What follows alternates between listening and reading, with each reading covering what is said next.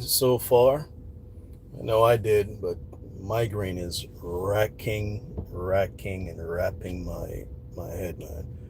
But I'm gonna start calling these lives drive time because it seems like a trend is starting, right? Where I seem to have these ideas that I just gotta kind of get it out as soon as I get in the car, and so I don't know. Maybe it's a thing, but I'm doing a studies, man. And right now, just doing some deep diving into Genesis. And so what we're looking at right now is a study of Abraham, Sarah, and Hagar. Not sure if you guys are familiar with that entire setup, but Abraham,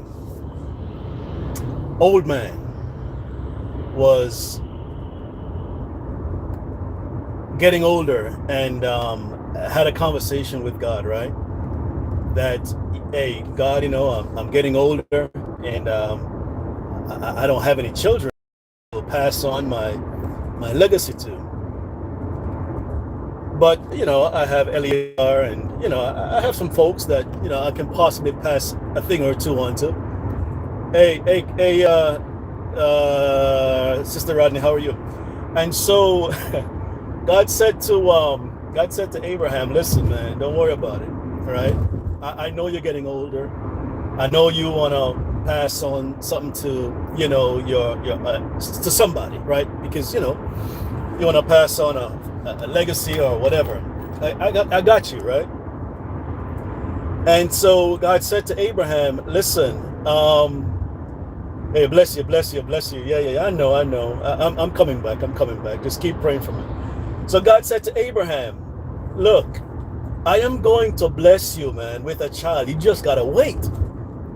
And as you read the text in Genesis, I think it's somewhere between Genesis chapter 15 or in the teens, in the low teens. I can't remember right now, but I'm reading it. And so God said, listen, I know you're getting older. I know you want to pass on your inheritance, right? But I'm going to work something out for you. I just need you to be patient, right? And he said, listen, I am going to bless you with a man child. And y'all realize what Abraham did? Abraham laughed when God told him that. How many times have we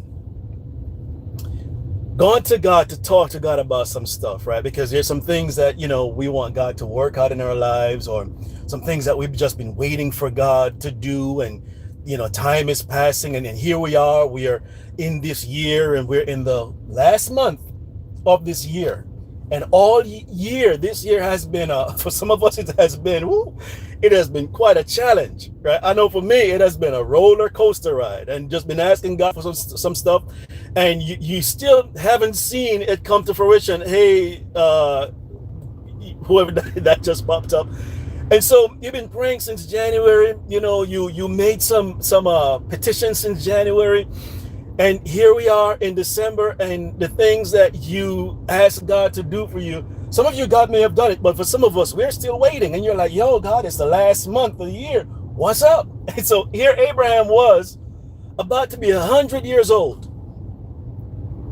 And he's having this conversation with God that, saying, listen, I'm about to be 100 years old.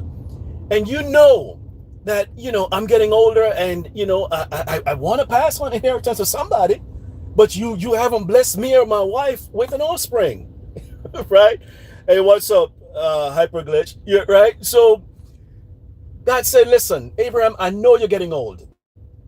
I know that time is ticking, and I know that, I see what's happening, but I want you to be patient, because I have a promise in store for you. I'm going to bless you and your wife with a man child. And he laughed at God, like, yo, God, look at me, I'm 100 years old. I can't even possibly still get it on with my wife. I think Sarah was 10 years younger, 90 years old, and she is 90 years old, and you're gonna open her womb at 90 years old with a child? He laughed. Maybe he laughed because he thought, God, you know what, you got a sense of humor. This is funny. You're going to wait until I'm old to do this stuff. But it was no joking thing because God was about to do a miracle in his life. And so not only did Abraham laugh, but the same promise then was made to Sarah.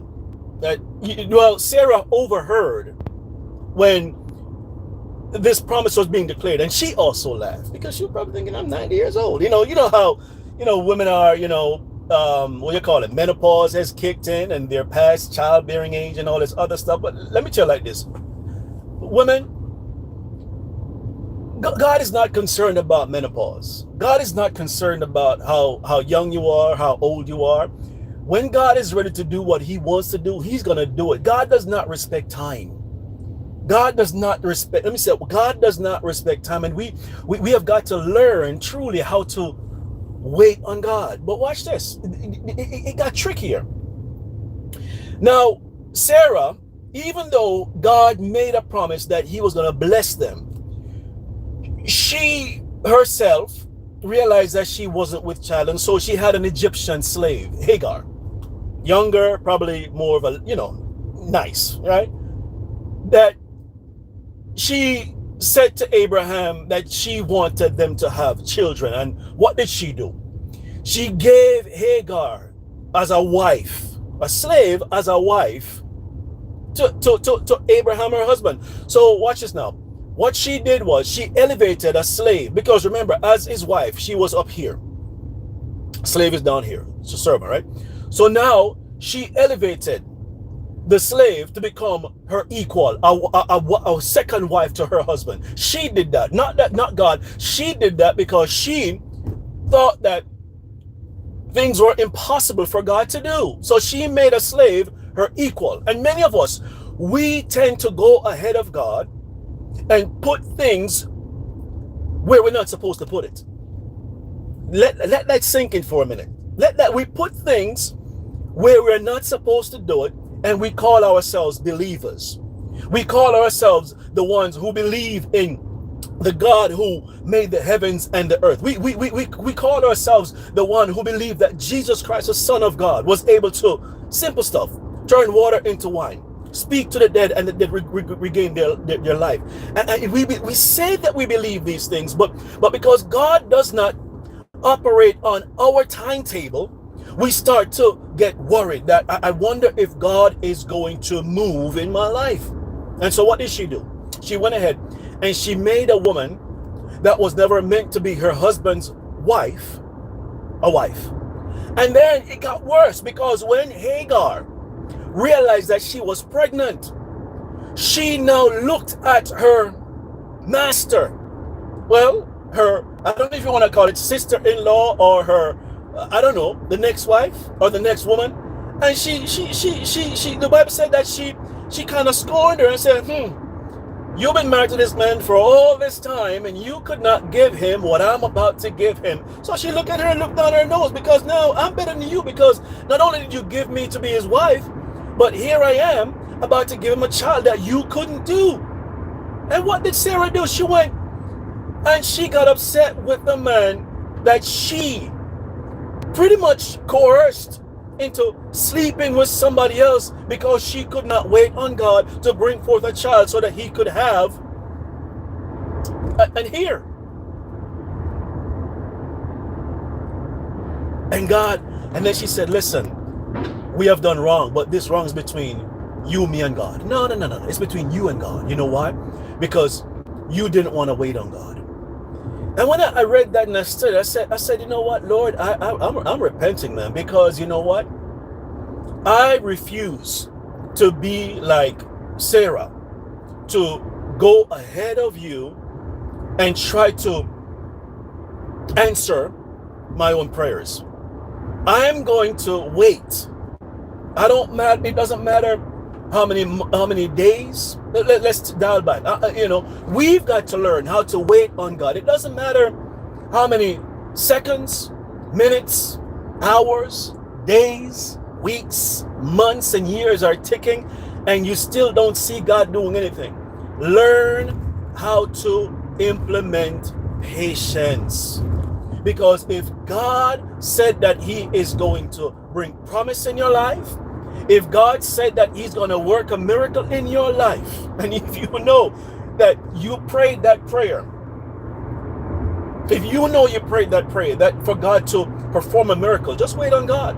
You remember Jesus when he was hungry and he spoke to the fig tree and he cursed the fig tree? He didn't go back to check to see if the fig tree was cursed. He knew that it was cursed. He just spoke it into existence. And that's why the word of God tells us that life and death is in the words that we speak.